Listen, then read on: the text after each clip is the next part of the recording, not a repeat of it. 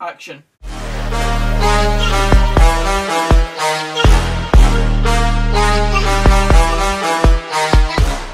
It's yet another win for the Pars, and we're here to do the player ratings for the video, so enjoy.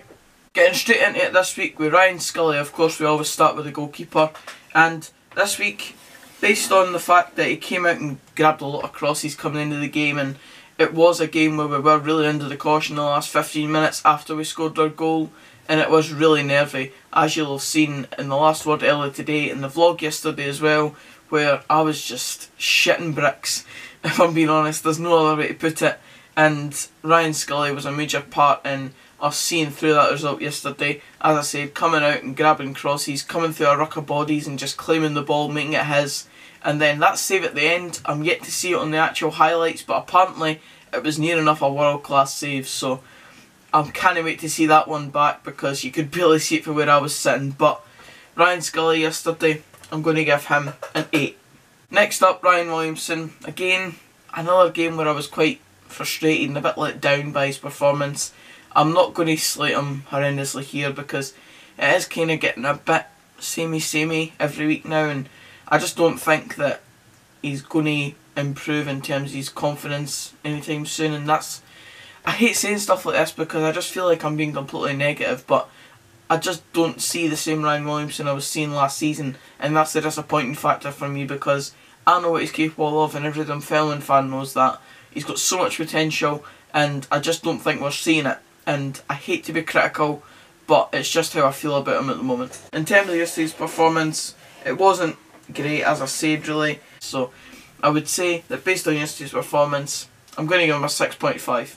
He's not the only one to get a 6.5, by the way, so it's fine.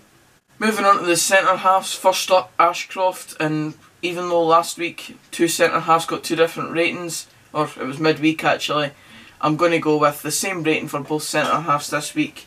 Ashcroft, good captain's performance, and I mean obviously the defence was brilliant again. We got another clean sheet, so they are going to get a solid rating. Nothing spectacular throughout the game really.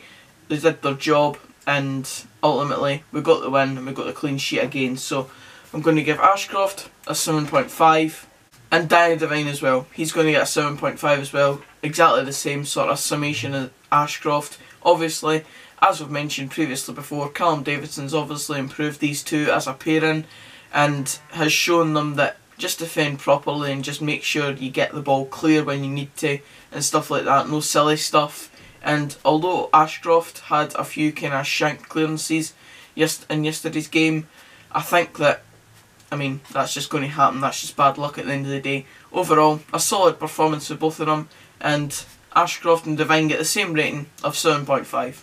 Moving on to, again, Mr. Versatility, Jimmy Crags, and he was well loved by the singing section yesterday. They were singing his name basically for most of the first half, I believe, and then obviously bits of the second half as well. And then his mates were in the northwest as well, and there was a fantastic picture that I got of them kind of celebrating with him. I might put it up on screen right now because it was just a wee nice moment, and it clearly shows that there's just massive love for James Cragen right now. And to be honest, I would love to keep him on for next season. I think that he's just a fantastic player for any team to have due to his versatility really. And if I'm being honest, I just think he's just been a fantastic player for us, and he really is up in there for the running for Player of the Year now. In my opinion, of course. So James Cragen, yesterday, same rating as Ryan Scully, an 8. The first of two kind of central midfielders for yesterday, Tom Bugden, and he's going to get the same rating as his partner, Joe Thompson as well.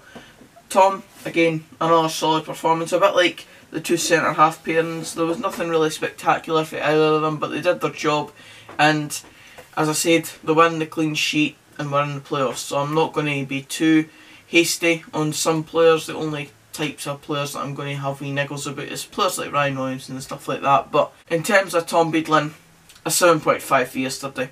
And as I said, it's the same story for the centre halves as it is for the central midfielders. Joe Thompson is going to get a 7.5 as well. Both very similar performances, and they did their job in the middle of the park. Moving on to my man of the match for yesterday, Ryan Blair. Now, I've said it in the end of the vlog for yesterday, Ryan Blair has just been a fantastic signing, and he was one of those signings that I thought, well, he's a bit like Miller and Martin, you know, he's coming in as a defensive midfielder to be numbers for the squad, and of course you don't just sign a player for making up numbers in the squad, but I just didn't think Ryan Blair was going to be that big an acquisition for us, but it really proves how wrong I can be at times, and we all know that. Let's not try and sugarcoat that at all, but Ryan Blair has been a fantastic signing. He's proved his worth in gold, and now he's scored his first Dunfermline goal. So, an overall fantastic performance. As I said, my man of the match, and based on that he's going to get the same rating as a few other players who performed really well, but he's going to edge it in terms of the man of the match vote. So, Ryan Blair, an 8.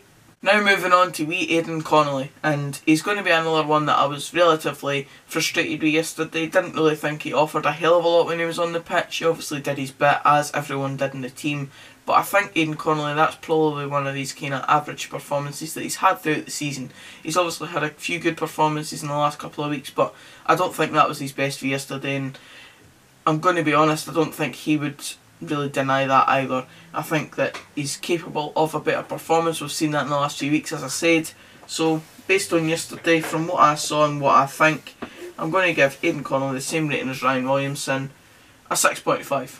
And then moving on to kind of another frustrating player for yesterday, Callum Higginbotham. I mean, there's no doubt that on his best day he can be very influential to us, but I think we've failed to see that for a majority of this season. Overall, he's been a kind of okay player for us, and yesterday he was kind of that as well, not really contributing a hell of a lot to the performance, but he was there, and obviously got subbed off for, I think it was Jackson Longridge, but I think it was just a similar performance to the likes of Ryan Williamson and Aidan Connolly yesterday, so 6.5 for Higgy. And then moving on to Bruce Anderson, I think this is maybe a bit of a harsh rating to give him, because at one point in the game he was a lone striker up top and very isolated in the game, and I just don't think that really suited, one, us as a team, and two, Bruce Anderson as a striker. Obviously he can do his bit by winning headers and stuff like that, and sometimes holding the ball up and bringing others into play, but nothing was really working out for us yesterday, and I don't think that type of play was ever going to work out for Bruce Anderson either. So based on that, obviously, as I said, it's not really down to him that he had a frustrating game yesterday, but he's going to get a decent enough rating of 7. And then I'm actually going to talk about the two Longridge brothers. Thankfully, there's a picture of them together, so I can put that next to my face right now, but the Longridge brothers obviously came on off the bench, had a decent enough time on the pitch, and contributed a lot down that left hand side that we'd maybe missed throughout the game. Obviously we had, I think, Ryan Blair on the left, at times Aidan Connolly as well, and we also had Jimmy Crags at left back, and obviously the difference with having an actual left back in Jackson Longridge and Louis Longridge on the left hand side, it did really kind of show us what we could have at some points with different players and different personnel in different positions. So I'm going to give them an overall rating for the both of them of 7. A decent enough performance for both of them. As I said, it just showed us what we had maybe missed down that left flank. And that's it for this video, guys. Cheers for watching. If you did enjoy, please give it a like. Please comment down below who your man of the match was for yesterday or something.